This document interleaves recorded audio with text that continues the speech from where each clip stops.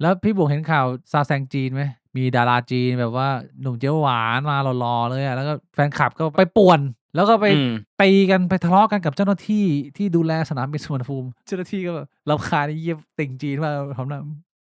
ตอนนี้ก็ด่าชิบหายไปปัวไอ้เหี้ยจีนเห็นภาพเจ้าหน้าที่ไทยทำท่าหยีตาใส่ไอ้เหี้ยมึงก็เป็นคนเอเชียเหมือนกันอะมึงก็ไปด่าเขาทรงมึงก็ไม่ได้แบบมันเหมือนคนดำไปล้อแบบนิกเกอร์อะไรเงี้ยมันก็แบบแต่ว่ามันเป็นประเด็นคนจีนมันก็เดือดดาลว่าเอามึงดูถูกอะแบบมันล้อชื่อพ่อชื่อแม่กูอะไอ้ที่ผู้หญิงเสื้อเหลืองปะใช่ปะไม่ใช่อันนี้คนละข่าวแล้วคนละข่าวเหรออีกอันหนึ่งเหรอผู้หญิงเสื้อเหลืองคือเป็นผู้หญิงที่อยู่ในคอนเสิร์ตอ่ะเขามางานเป็นเหมือนงานนิยายวายสักอย่างหนึ่งแล้วเขาไปเอาตีนไปถีบเจ้าหน้าที่ใช่ไหมเพราะว่าตัวเองไปแซงคิวอันนั้นคือเรื่องอาทิตย์ก่อนพี่แดนนี่อันนี้คนละเคสกันนะไอ้ชื่อไม่เห็น ที่มันเป็นทำตาอย่างงี้ไม่เห็นนะพี่สาวจีนแฟนคลับแบบว่าหนุ่มเกาหลีเนี่ยโหด่าเจ้าหน้าที่ไทยกันลืมล่ำสุวรรณภูมิออกมาแถลงว่าแบบว่าเป็นความผิดเจ้าหน้าที่แบบว่าไม่ได้รับการอบรมดูแลเราจะแบบกลับไปปรับปรุงอะไรอย่างเงี้ยพี่ผมไม่เห็นข่าวแหละแต่ว่าสิ่งที่ผมอยากจะบอกก็คือว่าผมงงมากกับการที่มันยังมีคนเอา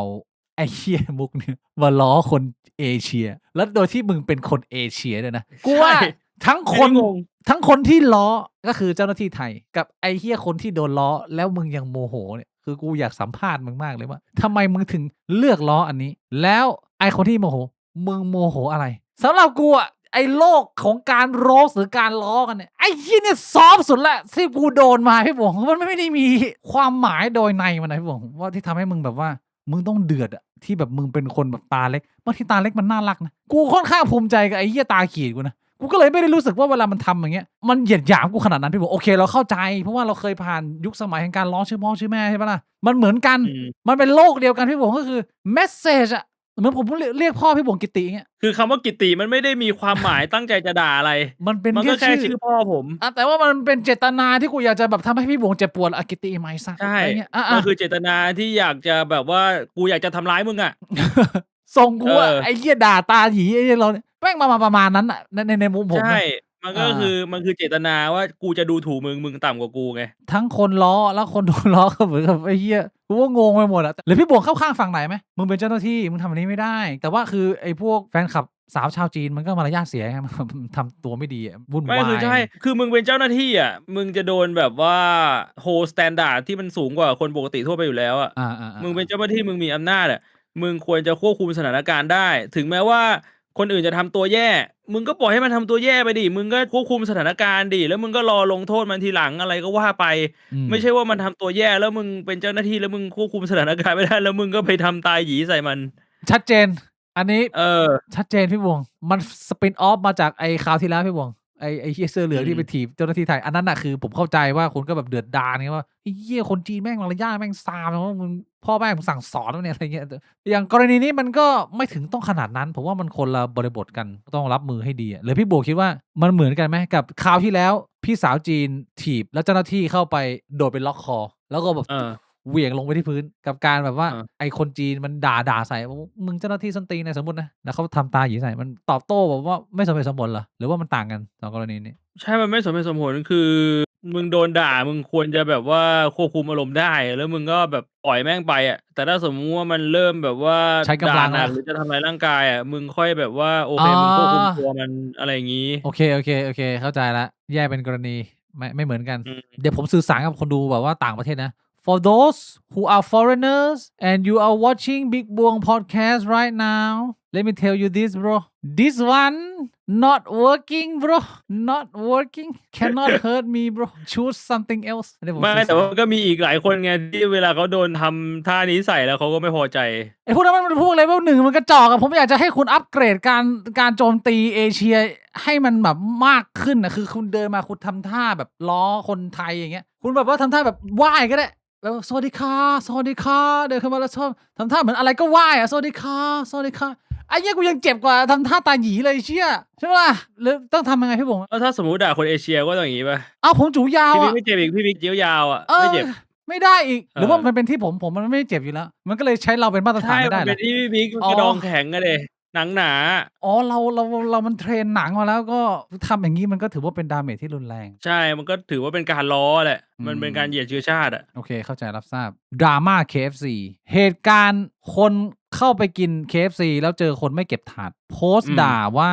ลูกอีสันดาน เซอร์วิสชาร์จก็ไม่เสีย แดกแล้วทำไมไม่รู้จักเก็บ คนอื่นที่เขามานั่งกินต่อเขาจะนั่งยังไงอีกควาย แล้วดูเศษซากนะเป็นภาระสังคม และอีกอย่างสั่งไก่มาแดกครึ่งเดียว กดซอสมาเต็มถาด แล้วแดกไม่หมดอีเหี้ย ไร้มารยาทไร้สามัญสำนึก อันนี้ผมอ่านแบบว่าทุกตัวอักษรนะแต่ว่าผมใส่อินเนอร์เข้าไปหน่อยนะอาจจะอีกบริบทแต่ว่าอันนี้เอาอาร์ติสต์ของผมเข้าไปใส่แทนประมาณนี้ สังคมถกเถียงระหว่างอ้าวไอ้เชี่ยนี่โอ้โหขอบคุณนะพูดแทนทุกคนเลยเดี๋ยวคนไทยไม่มีมารยาทไม่มีระเบียบวินัยในการใช้ชีวิตไม่มีใครสั่งสอนพ่อแม่ก็ไม่สอนโรงเรียนก็ไม่สอนแม่ก็เลยอยู่กันแบบโสโครกสกปรกนี้ไงทำไมไม่มีความรับผิดชอบในการที่จะดูแลของตัวเองเหมือนประเทศที่เจริญแล้วอันนี้คือเสียงซัพพอร์ตอีกเสียงหนึ่งก็มองว่าอ้าวเชี่ยก็คุยกันดีๆได้ไหมมันต้องหยาบคายแบบนี้คนเราสังคมมันต้องเตือนกั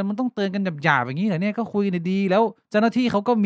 ไม่ได้บังคับในร้านอ่ะถ้าเขาบอกว่าต้องเก็บจานด้วยแล้วไม่เก็บแล้วก็มือจะด่าอีกเรื่องนึงอันนี้เขามีเจ้าหน้าที่เดินเก็บนะมึงไปด่าเขาอย่างนี้ก็ไม่ถูก ที่เคยเห็นเนี่ยเหมือนว่า KFC อะเขาก็ออกมาโพสต์ในเฟซบุ๊กว่าไม่ต้องเก็บก็ได้ เพราะว่าปกติพนักงาน KFC ก็เก็บอยู่แล้ว มันก็เลยงงไงว่าอ้าวก็ในเมื่อปกติเขาก็มีพนักงานเก็บอยู่แล้ว เราต้องเก็บไหมอะมันก็ไม่มีความจำเป็นไง คือเก็บก็ดี ก็คือช่วยกันเก็บ แต่การไม่เก็บมันไม่ได้หมายความว่าเราเป็นลูกอีสดานะนึกออกปะ โลจิกมันคือแบบนั้นเปล่าวะ หรือกูโลจิกไม่ดี โลจิกดีผมมองแบบพี่บวงผมมองว่าก็ถ้า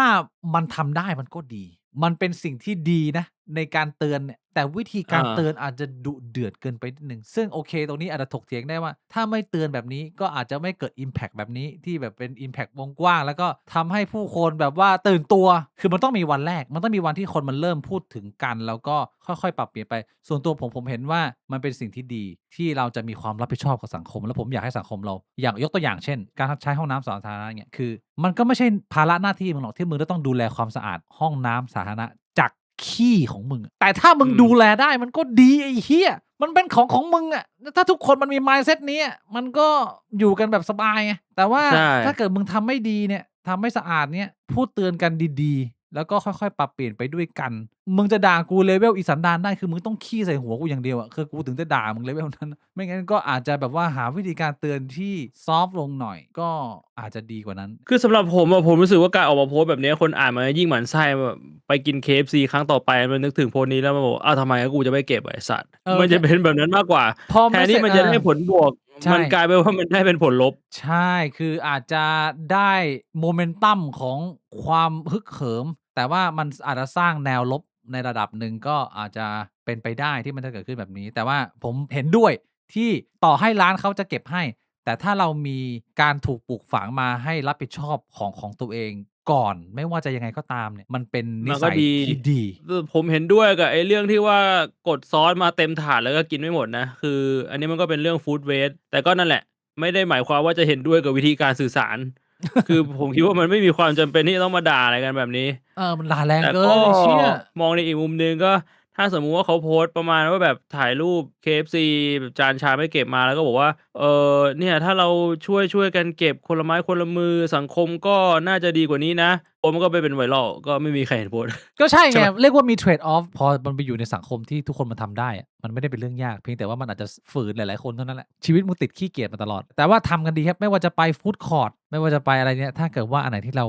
พอจะมองซ้ายมองขวาเดี๋ยวนี้มาไต้หวันส่วนใหญ่พี่บวงเขาก็ไม่ได้ค่าแรงถูกอะไม่ได้มีคนงานเก็บอะมึงกินอาหารส่วนใหญ่ก็จะเป็นคนเหมือนสไตล์กูอะเปิดร้านทำเองเก็บเองล้างเองส้วมกูเนี่ยถ่ายเบากันส่วนใหญ่แฟนกูดูแลได้ก็ดูแลไปแต่ถ้าวันไหนขี้หนักๆมาก้อนใหญ่เนี่ยแล้วแฟนกูไม่ทำอะก็คือโทรเรียกกูขึ้นมาไอ้สัตว์กูต้องลงมาปั๊มส้วมอยู่อะทุกวันนี้เชี่ยถ้ามึงทำให้กูหน่อยนึงอะมันเป็นงานที่กูไม่อยากทำอะมึงเข้าใจไหมพี่บอกเชี่ยขี้ใครมันก็ไม่อยากจะไปล้างขี้คนอื่นอะเขาเรียกว่าส่งเสียงแทนแม่บ้านทุกคนนะดูแลตัวเองให้ดีนะขี้ของเราดูแลให้ดีครับนิสัยที่ฝากเตือนหลายคนไม่เป็นบางคนเดี๋ยวนี้นะเล่นมือถือไงสัตว์ติดนั่งขี้ก็เล่นมือถือไป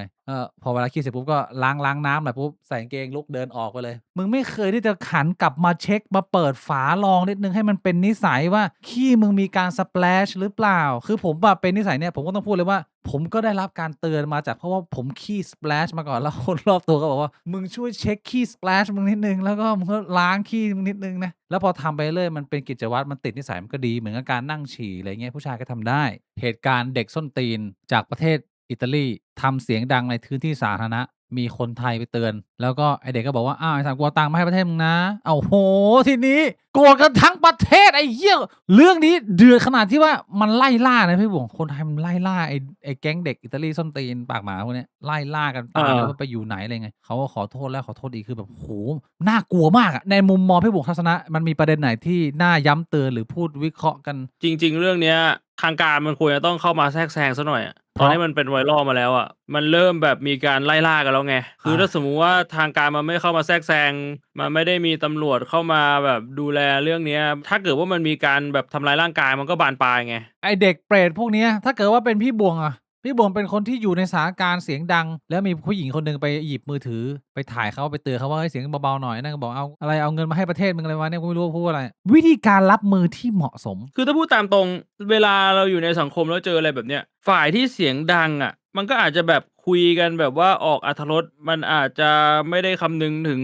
สภาพแวดล้อมไปบ้างคุยกันเสียงดังไปบ้างแต่มันไม่ได้หมายความว่าเขาจะแบบไม่ฟังคนอื่นจากปกติที่ผมใช้ชีวิตแล้วผมพบเจอสถานการณ์แนวเนี้ยถ้าสมมุติว่ามันมีคนที่รู้สึกว่าเฮ้ยมึงคุยกันเสียงดังเกินไปแล้วเขาไปเตือนดีๆอะกลุ่มนั้นเขาก็จะเงียบนะผมมองว่าเราใช้ชีวิตในสังคมอะมันก็จะมีการกระทบกระทั่งกันแบบนี้บ้างแต่ว่าเล็กน้อยเสียงถ้าดังสมมุติว่าต่างฝ่ายต่างให้เกียรติซึ่งกันและกันต่างฝ่ายต่างปฏิบัติกันแบบเคารพกันน่ะคือฝ่ายเตือนก็บอกว่าเฮ้ยขอโทษนะครับช่วยลดเสียงลงได้ไหมแล้วฝ่ายที่ใช้เสียงดังเขาก็โอเครู้ตัวแล้วเฮ้ยขอโทษครับเดี๋ยวหยุดคุยกันหรือแบบคุยกันเบาๆเนี่ยเราอยู่ร่วมกันในสังคมใช่ไหมเราต่างฝ่ายต่างแบบคุยกันดีๆให้เกียรติกันมันก็จบแต่ว่าปัญหาในเนี้ยก็คือมันไม่มีความเคารพซึ่งกันและกันไงมันก็เลยกลายเป็นว่าสถานการณ์มันก็บานปลายคือพูดตามตรงว่าผมก็ไม่รู้ว่าก่อนหน้าเนี้ยน้องผู้หญิงที่เขาไปเตือนเนี่ยเขาพูดอะไรยังไงบ้างแต่ว่าในมุมหนึ่งอะสำหรับผมมองว่าการที่จะไปเตือนแล้วหยิบมือถือขึ้นมาถ่ายอะมันเป็นเหมือนการประจันหน้ากันมากกว่ามันไม่ใช่การที่แบบว่าเราจะไปเตือนดีๆแต่แน่นอนเราไม่รู้ว่าเหตุการณ์ก่อนหน้านั้นเป็นยังไงมันอาจจะมีความเป็นไปได้ว่าจริงๆน้องผู้หญิงเขาพยายามจะคุยแล้วตอนแรกแล้วเสียงมันไม่ลดสักทีแล้วเขาอาจจะรู้สึกว่าเฮ้ยมันมีปัญหาแล้วก็เลยอาจจะหยิบมือถือขึ้นมากดอัดเอาไว้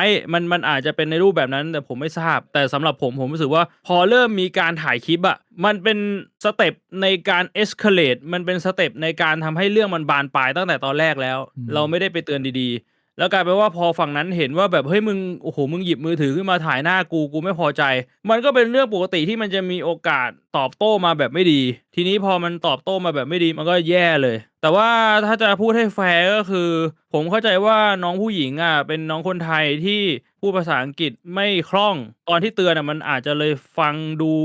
มันห้วนไปนิดหนึ่งแต่คือถ้าสมมุติว่าพูดภาษาอังกฤษไม่คล่องอะคือเขาก็สื่อสารได้แค่นั้นน่ะน้องผู้หญิงเขาพยายามบอกว่าแบบhey you can you tell your friend silent อะไรแบบเนี้ยมันกลายเป็นว่าภาษามันดูเหมือนสั่งเหรอมั้งแต่ว่าแบบเฮ้ยเราคนไทยก็น่าจะเข้าใจว่าบางคนใช้ภาษาอังกฤษไม่คล่องเข้าใจมันเลยฟังดูแบบไม่เข้าหูประมาณนั้นมั้งแล้วฝั่งนั้นก็เลยแบบชูนิ้วกลางมาอะไรแบบเนี้ยแล้วถ้าเกิดว่าเราดีไปแล้วอะสมมุติว่าการเตือนเนี่ยมันดีแต่ว่าตอบกลับมาแบบส้นตีนอะเราต้องรับมือไงพี่บวงคือถ้ามันตอบกลับมาแบบส้นตีนผมว่ามันเลยเป็นรีแอกชันว่ามันหยิบมือถือขึ้นมาถ่ายไงอย่างน้อยๆก็คือแบบว่ามันมีหลักฐานอะว่าแบบเฮ้ยไอ้เชี่ยถ้าเรื่องราวมันบานปลายใครทำอะไรในเรื่องนี้เนี่ยผมไม่ได้สนใจตัวเนื้อเรื่องหลักเท่าไหร่สิ่งที่มันทำให้ผมเอาไปคิดต่อคือปฏิกิริยาของสังคมที่เดือดดาลและไล่ล่าแล้วมันทำให้ผมนึกถึงคำหนึ่งขึ้นมาซึ่งก่อนหน้านี้มันอาจจะอธิบายให้เห็นภาพเข้าใจได้ยากแต่ว่าอันนี้เนี่ยผมว่าตัวอย่างนี้ชัดเจนมากขึ้นก็คือคำว่า selective outrage ผมเคยพูดคำนี้ไปแล้ว selective outrage เป็นชื่อ stand up ของ Chris Rock อันก่อนล่าสุดนี้ตอนที่เขาเพิ่งโดนวิลสมิธตบใหม่ๆพี่บงจำได้ไหมเขาพยายามจะอธิบายให้เห็นถึงสถานการณ์ที่ว่าวิลสมิธเนี่ยคือคนตัวอย่างคนหนึ่งที่เป็นคนประเภทพวก selective outrage แปลเป็นไทยคือการเลือกโกรธแบบ2มาตรฐานพี่บงไอเรื่องเลวร้ายเนี่ยที่เกิดขึ้นเนี่ยถ้าฝ่ายนั้นทำแม่งเลวร้าย แต่ถ้าเป็นฝ่าย อืม เราเนี่ยรับได้ คนแบบว่าลำเอียงหรือว่าอคติก็ได้พูดง่ายๆเลือกโกรธกับบางประเด็นไม่โกรธถ้าเกิดว่ามึงโกรธอย่างจริงใจจริงๆมันควรจะเหมือน ถ้า กั มาตรฐานเดียวกัน ไอประโยคที่พูดถึงว่าแฟนของวิลสมิธเนี่ยถ้าคนที่พูดประโยคว่าเขาโกนผมเหมือนตัวละครในผู้หญิงอะไรนะ AI GI อะไรสักอย่าง GI Jane น่ะ G.I. Jane ใช่ๆถ้าคนที่พูดว่าแฟนเหมือนตัวละคร G.I. Jane ผู้หญิงโกนผมเลยเนี่ยเป็นผมนะเขาก็เดินมาตบผมแต่ถ้าเกิดคนพูดเป็น The Rock เนี่ยคุณว่าวิลสมิธจะเดินไปตบหน้าไหมอันนี้คือคำถามที่คริสร็อกทิ้งไว้ว่ามึงไม่ทำหรอกเพราะว่ามึงไม่กล้าตบไงแต่มึงกล้าตบกูเพราะว่ากูตัวเล็กกว่าความโกรธที่มึงทำมึงเลือกที่จะเอามาลงกับกูมากกว่าไม่ใช่เพราะว่ากูทำอะไรแต่เป็นเพราะว่าใครทำไอ้คำว่า selective outrage เนี่ยพอเรามองไปมันก็คือความโกรธที่ใครก็มีได้ผมก็มีได้พี่บ่วงก็มีได้แต่ว่าพอมึงเลือกที่จะโมโหกับคนไม่เหมือนกันทั้งที่มันทำเรื่องเดียวกันเป๊ะๆเลยเนี่ยปัญหามันอยู่ที่ความอคติของมึงคือบางคนมองว่าเฮ้ยมึงไปไล่ล่าน้องเด็กๆพวกนี้เนี่ยฮีโร่นะมึงต้องกล้ามึงต้องเก่งเจ๋งมึงต้องคนไทยแต่สำหรับผมบอกเลยว่าคนที่ทำแบบนี้คือคนขี้ขลาดมึงเป็นคนขี้ขลาดมึงไม่ได้เป็นคนที่กล้าเว้ยมึงตรงกันข้ามอย่างสุดกู่เลยคือสิ่งที่มึงทำคือมึงต้องการยอมรับอย่างเดียวเพียวๆเลยไอ้เหี้ยมึงคือ selective outrage ที่ขี้ขลาดมึงไม่ได้เป็นคนที่ต้องการจะพดุงคุณธรรมหาหรอกแต่มึงเป็นคนที่เลือกที่จะไปแสดงความก้าวร้าวกับอะไรเล็กๆเพราะว่าอะไรเพราะว่าสิ่งที่ใหญ่กว่ามึงทั้งหลายสิ่งที่มันไม่ยุติธรรมที่มันใหญ่กว่ามึงทั้งหมดในชีวิตมึงที่มันถาโถมมึงไม่มีความกล้าพอที่จะพูดถึงด้วยซ้ำมึงเลยต้องมาลงกับเรื่องส้นตีนอะไรแบบนี้เล็กๆน้อยๆมันเป็นเรื่องที่ค่อนข้างแย่มากเลยที่แบบว่าไอ้เชี่ยโซเชียลเมืองไทยแม่งแบบไล่ล่า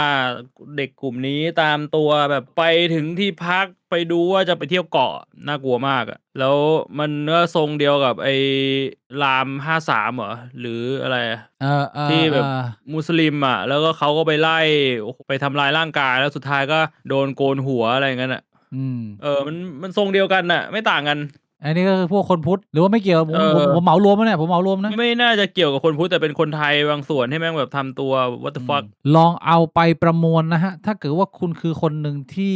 รับไม่ได้กับพฤติกรรมก้าวร้าวของเด็กที่ยังไม่โตเนี่ยแล้วคุณเห็นด้วยกับการที่คุณไปไล่ล่าขบวนเขาโดยที่มึงมาสมทบกันเรื่อยๆแล้วมึงปั่นกันไปเรื่อยๆคุณลองทบทวนดูอีกทีหนึ่งว่าสิ่งที่คุณทำมันมาจากความกล้าหาญหรือมาจากความขี้ขลาดคุณก็ลองไปดูกันการกระทำของเด็กมันไม่สมควรอยู่แล้วผมไม่เถียงนะผมไม่ได้จะมาแบบว่าหาทางลงให้เด็กบอกว่าแบบเฮ้ยเด็กไม่ได้ทำอะไรผิดอะไรอย่างงี้ใช่ๆๆแต่ว่าแบบความผิดมันไม่ได้รุนแรงถึงขนาดมันต้องไปโอ้โฮตามตัวไปล่าไปหาที่อยู่ไปถึงขนาดนั้นมอันตรายมากเลยอะกับภาพลักษณ์ไอ้เหี้ยคนไทยออกไปแม่งดูแย่กว่าเดิมด้วยซ้ำไอ้เหี้ยเอ้ยก็ย้ำเตือนกันแล้วกันนะพี่บ่วงเราคนไทยด้วยกันนะพยายามตั้งสติแล้วก็เสพข่าวอย่างมีวิจารณญาณแล้วก็คิดวิเคราะห์แยกแยะให้ดีๆนะครับผมก็คงจะฝากเอาไว้เท่านี้สำหรับอาทิตย์นี้นะฮะ